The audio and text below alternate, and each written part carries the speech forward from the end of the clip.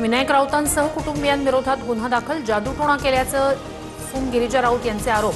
बोंदूबाबा फिरोज शेखला 2 दिवसांची पोलीस कोठडी. विनायक राऊत कुटुंबियांकडून सुनियोजित घात, लग्नानंतर 7 वर्ष छळ केला, राजकीय पार्श्वभूमीमुळे तेव्हा तक्रार केली नाही, सून गिरिजा राऊत यांचे आरोप. सून गिरिजा राऊत 3 वर्षांपासून मुलासोबत राहत नाही. 2022च्या प्रकरणाची 2024 मध्ये तक्रार. यात नक्की काहीतरी काळबेरं. विनायक राऊत यांनी कुटुंबियांवरील आरोप फेटाळले. विनायक राऊतांसह सर्व आरोपींना अटक करा, त्याशिवाय योग्य तपास होणार नाही, गिरिजा राऊतांच्या आईसह वकिलांची मागणी. विनायक राऊत यांचा विषय कौटुंबिक, मात्र ठाण्यात गुन्हा दाखल होणं हे संशयास्पद. संजय राऊतांकडून शंका व्यक्त. तर या प्रकरणात पारदर्शक चौकशी होणार, गिरीश महाजन यांची प्रतिक्रिया. नाशिकमध्ये कुंभमेळ्याच्या कामात सर्वात मोठा भ्रष्टाचार होणार, संजय राऊत यांचा दावा. गुजरातच्या ठेकेदारांना कामं दिल्याचाही आरोप. तर राऊतांकडून बिनबुडाचे आरोप, महाजनांनी आरोप फेटाळले.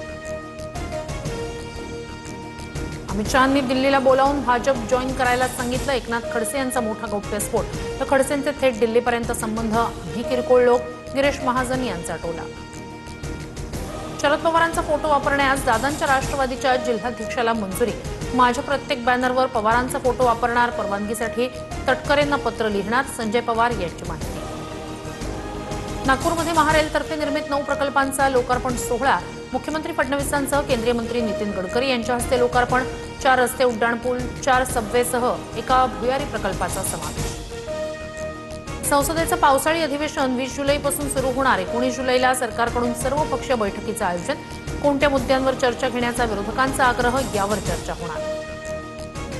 स्विगी, इन्स्टामार्टला भारतीय अन्न सुरक्षा आणि प्रमाण संस्थेकडून तब्बल 9 नोटिसा, खराब पॅकेजिंग आणि मुदतबाह्य खाद्यपदार्थ दिल्याचा आरोप. स्विगी कंपनीच्या सेवेवर ग्राहकांचा संताप.